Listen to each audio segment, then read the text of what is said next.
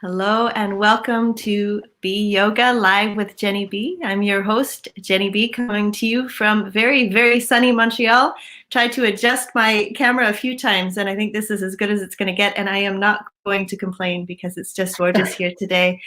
And on the show today, we have Brandee Safran, who is a Montreal-based yoga therapist who's also, I don't know, she's in a room that seems to have better light control than I do, but I know that you're also enjoying the day today. Thank you so much for joining us, Brandee. How are you doing? Oh, very, very happy with the sunshine. You know, it brings a lot of light into our lives, right? So grateful. Wonderful. So I wanted to, I guess, open up the show if we could get a little bit of an idea of your personal story and what brought you to yoga and eventually to yoga therapy. Although you just mentioned you've been a yoga therapist since, since most of us have even known, before most of us even knew that yoga therapy was actually a thing. So yeah, can you give us a little bit of a bio rundown of yourself and how you found yourself here? Yeah, with pleasure. So my journey started with curiosity around meditation. I was diagnosed with Crohn's disease when I was 14. And I spent most of the year when I was 16 in the hospital in severe, severe pain and resulted in some traumatic surgery. And when I left the hospital, the doctor's like, you can't endure any stress. Like it was like a life and death situation. Like I was really sick. And I was like, okay. So I left the hospital and really very grateful that I was introduced to meditation when I was 16. And the first time I meditated, I loved it. It was like something that I felt like I had no idea that how wonderful the benefits were, but right away I connected to that practice. And that was really where my journey of discovering, yoga and meditation. Really, it started with meditation, I have to say. And later on, when I felt that I wanted also more community because at that point, meditation wasn't so popular. So I'm talking back in the 80s. My parents actually thought that I joined a cult when I started to meditate because like nobody was meditating. I sometimes remembered I would like switch off all the lights, and I was young. I was 16. I lived in the home, and I would sit on the floor and meditate. And my parents thought, "Oh, she's nuts." And now it's amazing, right? Like the whole world, and that's like the antidote to stress is this meditation. And then yoga. I ended up doing a teacher training in yoga. I lived in Israel at the time, just to connect with community, to connect with what is this deeper understanding of yoga philosophy and yoga movement. And so I've been doing that for a long time. So I guess I finished that teacher training in 93 or 94. It was a 3-year teacher training back then in Israel. So that's a little bit about, yeah. Wonderful. That's amazing. Yeah, I mean, you've been at it for some time. And when you said you were sick and in the hospital, does this have to do with the Crohn's disease you were talking about? Is that what you said? Yeah, it was from Crohn's. Yeah, it was from Crohn's, and I had surgery. And so yeah, the yoga journey for me was really healing my relationship with my body. And so yeah, that's really, I guess, the element of where the yoga therapy came in for me, because living with so much trauma and pain and fear in the body, the yoga was a gentle journey inwards to let go of some of that holding and trusting myself again, trusting the relationship with the physical body again. And did you have somebody at that time guiding you, using yoga therapy to guide you, or was it really you learned all of these tools and then you sort of experimented on yourself of how yoga therapy could help you with healing the trauma and better managing the autoimmune disease? Let's see. So my yoga training was actually a really rigorous yoga training. But definitely that's where the healing, a big part of the healing journey began with my physical body. And I would say the yoga therapy was many, many years of practice and watching bodies, learning different diseases, learning different ways. Like, I think it's the years of experience that really, lets me practice the way I practice today and help my students the way I could help them today.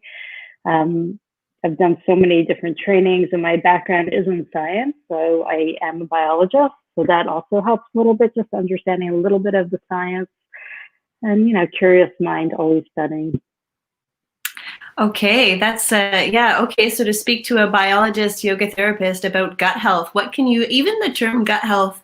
I mean, I think I started to poke around with that just in becoming a mom and trying to understand my kids and how they were digesting, and also in studying Ayurveda. What can you tell maybe people who don't even know what that term gut health means? What is gut health? So I mean, one of the really key things is as simple as we could say, what is gut health? It's like learning to trust your gut and learning to also, like, I think if we just start on basics, most of us spend most of our time in our heads, and we're always thinking, we're always doing. And to me, let's start with the really basics. Are we breathing in our bellies? And how is our belly today? And only sometimes when people have indigestion or pain or discomfort, then there starts that dialogue with the belly. So gut health is super, super key to our immune health. There's a really strong brain and gut connection for immune health, for resiliency, for like reactions. Like, how do we deal? I think that really we can look at this relationship right now with stress. It's like there's so much stress in the world, and in these unknown times. So really, to me, gut health is what's happening in your bacteria of your gut, but also your digestion system and how things are flowing in your body. So, I mean, that's just a little bit, but I think on my personal story, what I could really add here is I was so disconnected from my gut because I didn't want to go there because I had so much pain and trauma there. So coming into relationship with this really important place of digestion, and it's like, how do, in Ayurveda, how do we digest our life, right? It's like that we need to have good digestion to absorb and to get the nutrients that we need, and the immunity that we need. I'm wondering, this just popped into my mind, and sorry we didn't discuss it earlier, but could you give us a little taste when you're talking about feeling down into the belly and checking down into what's going on with our gut? Could you give us a little couple of minutes of meditation / guided? I assume you want me to close my eyes, and anybody who's watching or listening can close their eyes as well. Yeah, I would actually recommend, we're not going to do it, you and I, but if people are watching live or later on, I would say lie down and do the practice. Really, really like allow yourself to lie down on your back. So if you have a minute, lie down on your back, and Jenny and I will sit up. So just take a moment and arrive in the here and now, and take that moment to exhale all the way out.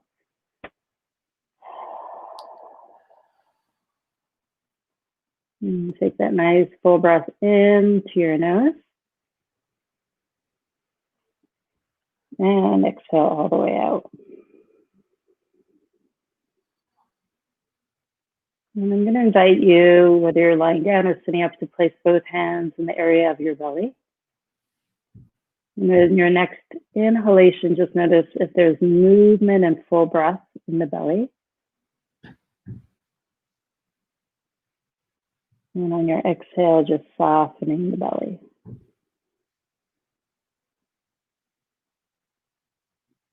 And we'll do that one more time. Inhale into the belly.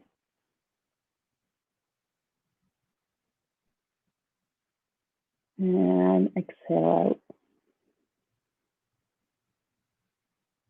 And let's take another moment, keeping our hands right now on our belly. And just listening to the wave of the breath.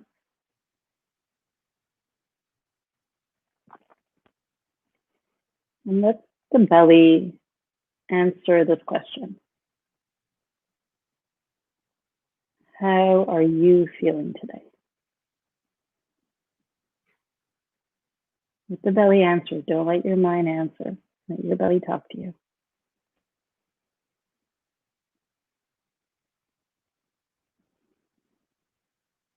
How could I support you today?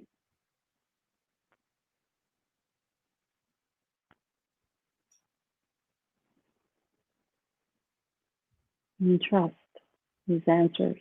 Trust this guidance from your body talking to you. And just say thank you. Thank you for listening.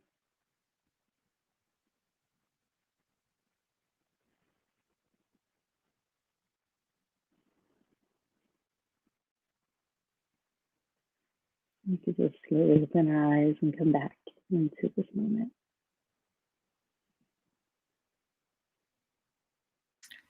Wow. That could be a lot of information. That could be slightly overwhelming to listen to the gut, to really not only listen, but we're feeling, and to answer from the belly, not the mind. That's not usually our habit, right? We're, as you mentioned, we're up in the head so much. And I think the best way to make decisions and the best way to live our life is to understand how to tune in and listen. That was awesome. Thank you so much. Do you guide people mostly when you're working in, like, I know in my yoga therapy practice, it's a lot of one-on-one, although it's quite possible to also do similar things as you just did in a group setting. Do you tend to work with people more one-on-one or in group classes these days? Both. So I have a private practice and I have group classes. But in all my, one-on-one, of course, it's better to, if you have a specific problem that we could work on together.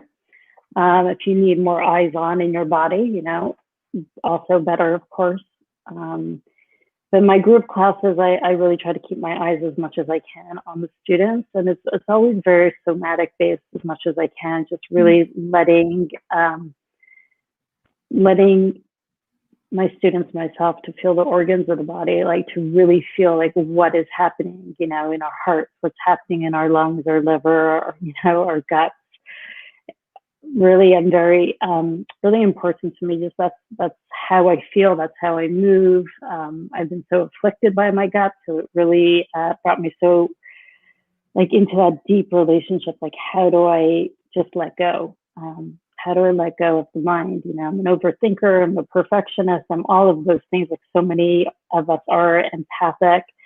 And so really the body gives me that grounding. And I just bring my students back into that also really grounded place that they can use the wisdom of tuning in. So it doesn't sound like you're teaching a super intense Ashtanga or power yoga class. This sounds a lot more yin based, a lot more restorative, sort of sticking to our mats. Are you teaching a dynamic practice in these ways, or is it really? I don't teach restorative. Some of my classes will be restorative, and I wouldn't call it yin either. So, but they're gentle and they're slow, and there's flow, but it always starts off really slow with a lot of sensory awareness, tuning into the body. Yeah, but it's not Ashtanga. Definitely not Ashtanga. Well, when you said that you had taken a very rigorous training, I'm not sure if that's what you took when you were in Israel, but that was where, when I hear rigorous, I think of Ashtanga or. Yeah, no, it was Iyengar based. Okay, Iyengar based. But, it was like, we had to spend like 30 minutes on headstand and all the variations, 30 minutes on shoulder stand, all the variations, and we'd be like watched and, so it was intense. It was definitely a very rigorous training, but I'm grateful for it. Yeah, I mean, it all serves its purpose in different places. But this idea of yoga therapy, I remember going into it, and yoga had in my life, I started practicing. I was a weird 16-year-old too, Brandee. I was also alone with my incense, and my parents didn't know if I was a witch or what it was doing. I don't know what I was doing either. I was, we didn't have internet, or there were maybe a book you could find somewhere, a weird book at the library. But mostly kind of left to our own devices and maybe a VHS tape. And I remember experimenting with these things from a very young age and sort of learning on my own. And I totally lost my train of thought. I got lost in my memory as a weird 16-year-old. Yeah.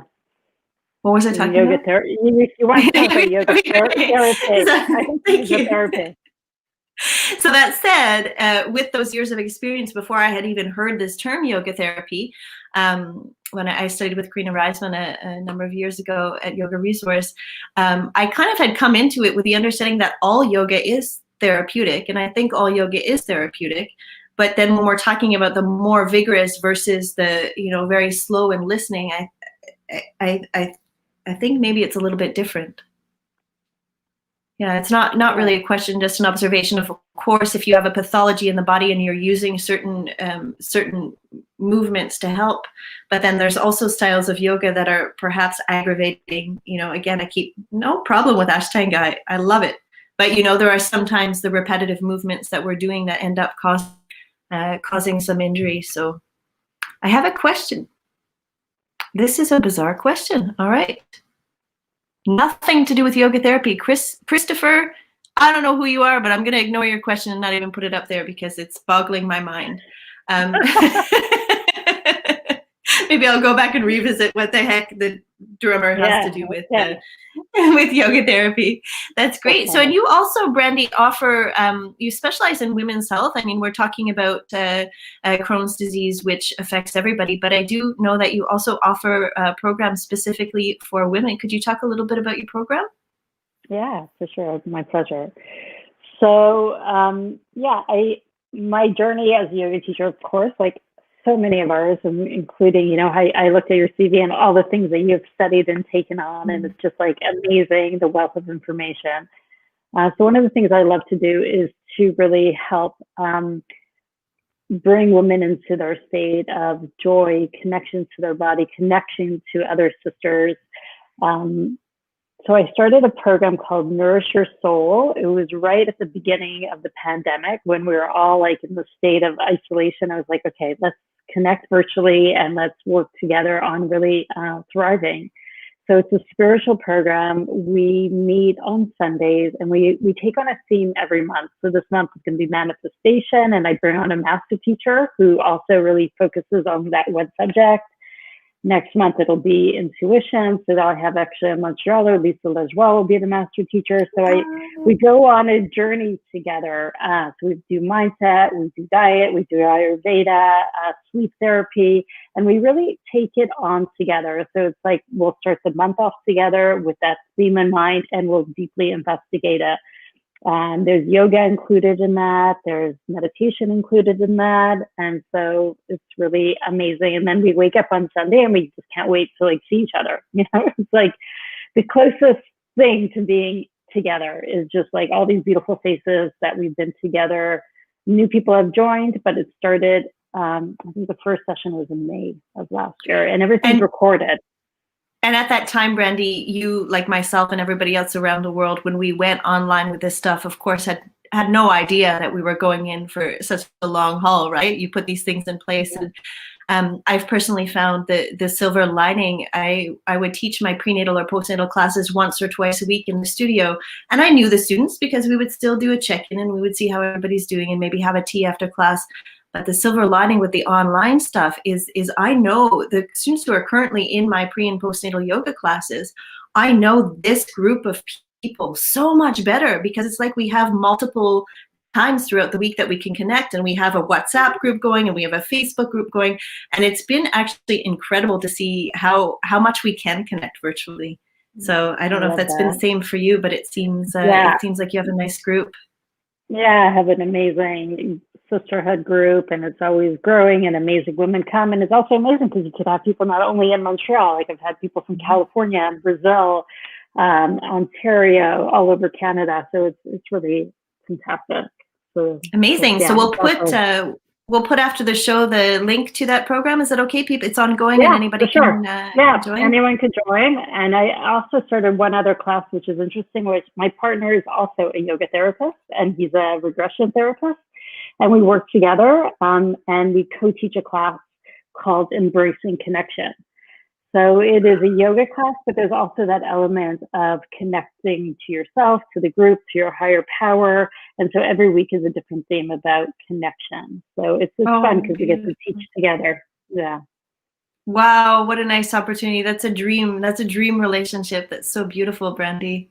I was thinking before you came on here of how and where we met, and of course, you know, Facebook is this infinite thing of having, maybe we have 500 mutual friends in the yoga community, and the memory I have of us connecting was at Megan's Buddha Bazaar a number of years ago, and I was hawking my book, and you were there with your sukha sacks, and I don't know if it's a good time to talk about that, or I don't know. I should have maybe given you a heads up. If you have one, you can grab. I do. I have lots of Great. them. I remember being looking over at her booth. You know, we're in this bazaar where oh my God, everybody's set up in booths, and hers was just so beautiful and colorful. And I was very intrigued. Okay, she's going to get the whole stock. This is good. No. I'm not getting the whole stock. It's just you're next to my bed. I'm in my bedroom, so I'm pulling out of my bed my super fast. Okay, so this is something that you use. You're not only making them for other people. So what do you have there? So what is sukha? Sukha is comfort and joy, right? In Sanskrit is comfort and joy. So with autoimmune disease and with living with Crohn's, it doesn't go away. You know, sometimes I will have flare-ups. And I had a few flare-ups about 3 years ago. And all I wanted was like something heavy on my belly to release the cramping. And I looked around and I really couldn't find anything. I said, okay, so I'll make one, something really, really heavy. So this is what it is. It's full of flaxseed. You guys can see it? Yeah, you can see it. It's heavy. It's about 4 pounds, 3 to 4 pounds. And flaxseed and lavender, and you could heat it up in the oven or in the microwave. And as you know, like when we have cramps, it's really nice to have something weighted. And I also make like eye pillows. So, that's not sliding off your face. That's going to stay and wrap right around. That's amazing. Yeah, it's really, really long. I made it long enough to also cover the temples, and so that there's no light. Like I love to do like guided relaxation or yoga nidra in the afternoon. I'm always using it, especially on a day where there's so much light. You know, it's really nice to have that, and all the screen time. I think it's even more important that we do rejuvenation for the eyes. Yeah, they're really fun products and all handmade. And do you ever use them and handmade in that? Are you sewing them or? Yeah. Whoa! All right. Yeah. Math skills, amazing. I cut the fabrics, so they're not always like, you know, they're always a little bit different. Here, I have a few. I'm like, I'm always using them. This is just my bedroom. Sometimes I'm like with 3 of them. One on my feet, one on my head. Like I could spoil myself. It's amazing. I should get a sukha sack. I've worked in studios where we've had sandbags, and it's the same. You would be surprised how grounding it is. Maybe you wouldn't be surprised, but how grounding it is to have that extra weight on you. It's a great way to get right down and feel a connection with the earth. Yeah, and even your women, like your postnatal women, you know, when you get cramping after birth, like it's a nice thing to put on your belly. Yeah. Period cramps, you know. Yeah. Thank you. Thank you so much, Brandee. We're going to sign off in a moment here. Is there anything else that you wanted to share about yourself, where people can find you? I have your website up here. Are your yoga classes, etc., available? All the information up there on yogawithbrandee.com? Yeah, awesome. Everything is available. You could just also, if anybody's watching this and has questions just regarding digestive health, I'll be happy to answer them. I could check in, and just take care of yourself. You know, I think that we just have to keep listening to our bellies and listening to our bodies and the wisdom of yoga, wisdom of slowing down, and really appreciating this time for self-care as much as we can. Thank you. Thank you so much for joining us today, Brandee, and hopefully see you in real life at some point soon, if not on the internet. And have a wonderful week, everybody. We will see you again soon. Take care.